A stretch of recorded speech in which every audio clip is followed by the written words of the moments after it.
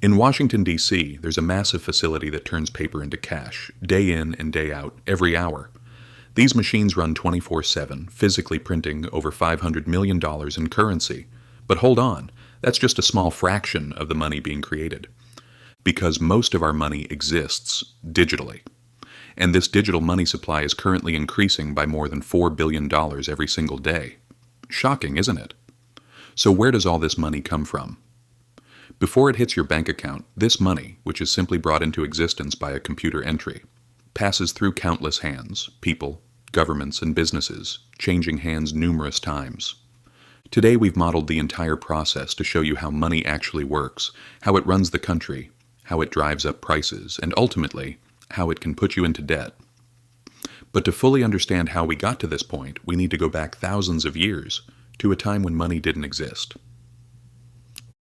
1. From barter to gold, how did early humans pay?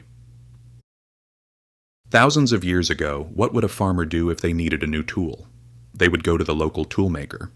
If the farmer didn't have anything ready to give in return, they would simply agree, "Give me this tool now and I will owe you something in the future." Because the toolmaker trusted the farmer, the promise of future value was an acceptable form of payment. Indeed, the farmer would return later and give them some food from the farm. However, as trade increased, this system of debt and trust became slow and complicated. To facilitate transactions, people started paying with more commonly used goods: cattle, grain, salt. Everyone needed these, and that's what made them valuable. Now the farmer could buy a tool and immediately pay with a certain amount of grain, which seemed like a fair trade. But as the demand for trade spiraled out of control, paying with a mix of random large objects was no longer sufficient. People eventually decided to use metal coins, like gold and silver. Why? Because they were small, highly valuable, and unlike cattle or grain, they lasted forever.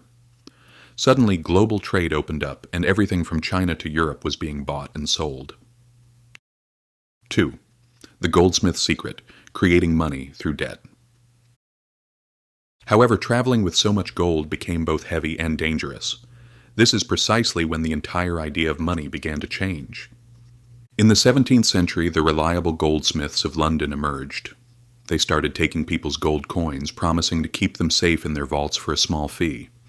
In return, they gave the customer a piece of paper, a promissory note, which allowed them to reclaim their gold whenever they wished. The key to this piece of paper was this: the paper itself had no intrinsic value, but thanks to the gold backing it, it became as valuable as the gold itself.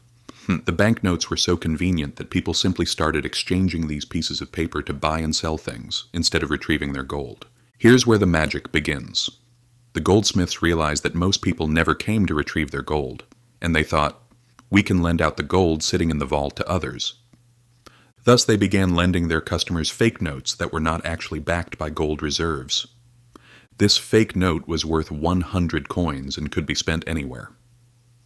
When a goldsmith lent out notes worth 100 coins, the total money supply in circulation increased by 100 coins, even though no new physical coin was produced.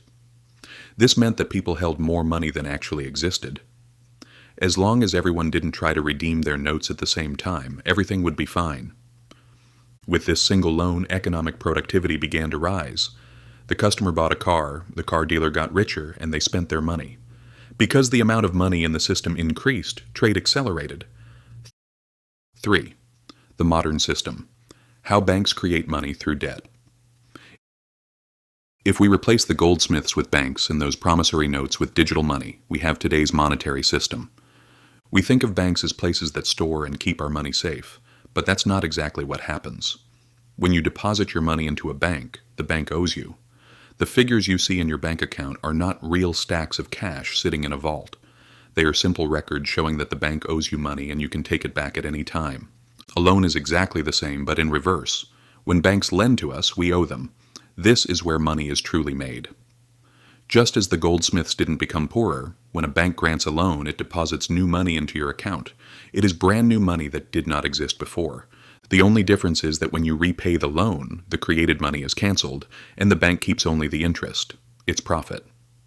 However, you use that loan to buy a new house or car, and that money reached sellers, construction workers, and factory employees. This money continued to create hundreds of new transactions, empowering businesses and creating new technologies. If new money didn't enter the system, all this value and productivity could never happen. 4. Inflation and government debt. The problem is that when we create new money, productivity does not necessarily increase at the same rate. This is what leads to inflation. If society starts producing fewer goods, and more money is added to the system, prices will rise, because there will be more competition for fewer goods. Therefore, banks are forced to limit the amount of money they create. Today, banks have almost complete freedom to create as much money as they want. When their reserves run low, they can go to the central bank and ask for more money. So, how do governments fuel the system? To create new money, the government creates bonds, which are essentially a loan that provides a stable return. Banks, corporations, and foreign countries buy these bonds from the U.S. government, and this flow of money goes into the government's budget. The government uses this money to pay companies and individuals, and eventually this money returns to the banks. The problem is this: the U.S. government almost always spends more money than it earns. This creates a massive budget deficit. To pay off this debt, it uses taxpayers' money, but because it's not enough, it constantly has to create new bonds, which puts it further into debt, and the cycle continues. Conclusion: the world runs on debt. As crazy as it sounds, the system of making more money through debt is how a large part of the world operates. This system is not necessarily bad, but it doesn't always operate with maximum efficiency. If banks used the money they created for more productive things, for example, investing in areas like businesses, education, and infrastructure, the entry of all this money into the system could provide us with a much higher long-term return. Remember, the cash in your pocket or the digital figures in your bank account are merely the result of a chain of thousands of years of trust, debt, and political decisions. The secret behind the magic of money is that it is fundamentally built upon debt and promise.